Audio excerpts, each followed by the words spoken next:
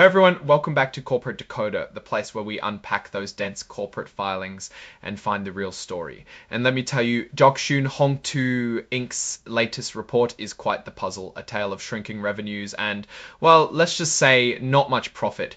Alright, let's dive straight into what's happening with Zhuoxun Hongtu Inc. First off, looking at their balance sheet for June 30, 2024, we see a pretty significant drop in total assets.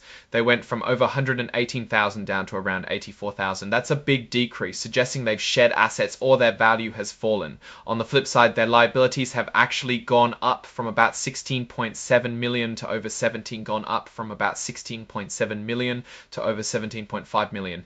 This widening gap between assets and liabilities is definitely a red flag. Digging deeper into liabilities, we see substantial amounts in accounts payable, contract liabilities, and especially a huge chunk in amount due to related parties and accrued liabilities. For instance, accrued liabilities jumped from about 5.7 million to over 6.3 million. These are essentially bills the company owes, and a big increase here alongside falling assets isn't a great sign for immediate cash availability.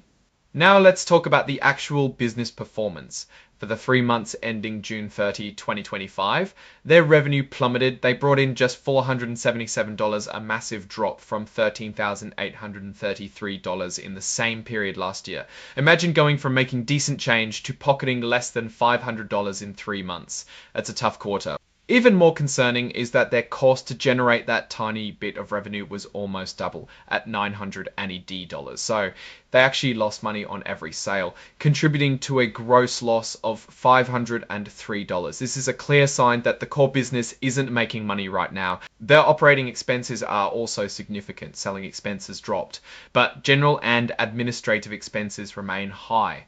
We're talking about $64,160 in admin costs for just $460 in admin costs for just $477 in revenue. That's more than 13,000% of their revenue going just to keep the lights on and the paperwork moving.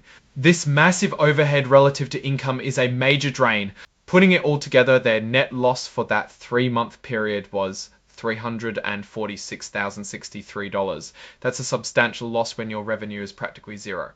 Looking at the longer 9-month period ending in June 2025, revenue did increase from about 13,900 to 25,500. That sounds good, but it's still a tiny amount of money. The company explains this shift by saying they're moving towards brand authorization and commission fees. However, even with this revenue increase, the cost of revenue also shot up from $864 to over $7,500 for these 9 months. This means the new business model, while bringing in more top-line money, is also much more expensive to operate. Selling expenses, while lower than last year, are still substantial at $126,324 for this 9-month period. And general and administrative expenses are a whopping $352. Again, these operating costs are vastly out of proportion with the revenue generated. The result is a net loss of $1,225,236 for the 9 months ending June 2025. That's over $1 million lost trying to generate about $25,000 in revenue. This points to a serious disconnect between the company's spending and its earnings. Let's look at where they stand with cash. As of June 30, 2025, they had just $29,541 in cash and cash equivalents. This is a very low amount, especially considering their ongoing losses and the significant liabilities they have. The cash flow statement shows they used $429,796 in operating activities for the 9 months of 2025. This means their day-to-day business activities are burning cash. They also had a small inflow from investing activities, mainly from selling equipment, and a larger inflow from financing, mostly from related parties. But overall, their cash position is declining. Now, the company itself acknowledges this issue in the report. They explicitly state these conditions raise substantial doubt about their ability to continue as a going concern. Essentially, they're saying there's a real risk they might not be able to pay their bills or stay in business. They mentioned plans to alleviate this by increasing cash from operations, controlling expenses, and shifting business focus. They also plan to get financing from domestic banks and other institutions, and through equity or debt financing plus financial support from related parties.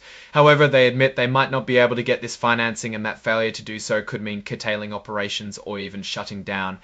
The company's explanation for the revenue drop in the 3-month period is that there's fierce competition and no new customers. This suggests their core business model is struggling to attract and retain customers. Looking at the breakdown of selling expenses, we see a decrease in salary and welfare and service fees compared to last year. This likely reflects efforts to cut costs.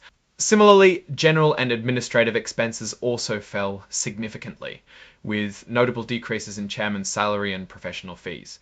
These cost-cutting measures are understandable given the dire financial situation, but they also suggest a significantly scaled back operation.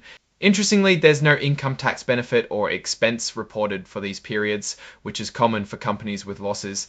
So what's the takeaway here with Zhuoxun Hongtu Inc.? On one hand, they are trying to pivot their business model towards what they see as growing areas like brand authorization and commission fees, which did lead to some revenue growth over the 9-month period. However, the numbers are stark. They're losing a lot of money. Their overhead is incredibly high relative to the revenue they're generating, and they have very little cash on hand. The fact that they openly admit substantial doubt about their ability to continue as a going concern is a major warning sign. It seems they are in a critical stage when new financing is not just desired, but absolutely necessary for survival. Their current strategy of cost cutting is a good first step, but without a significant injection of capital or a dramatic turnaround in their operational efficiency and revenue generation, the path forward looks very challenging. Alright, that's our breakdown of Zhuoxun Hongtu's latest filing. What's your take on these numbers and what they signal for the company's future? Drop your thoughts in the comments. If this analysis was valuable, hitting that like button really helps, and subscribe for more deep dives. And don't forget to check out our Discord community linked in the description below for more exclusive content and discussions. Thanks for watching. See you next time.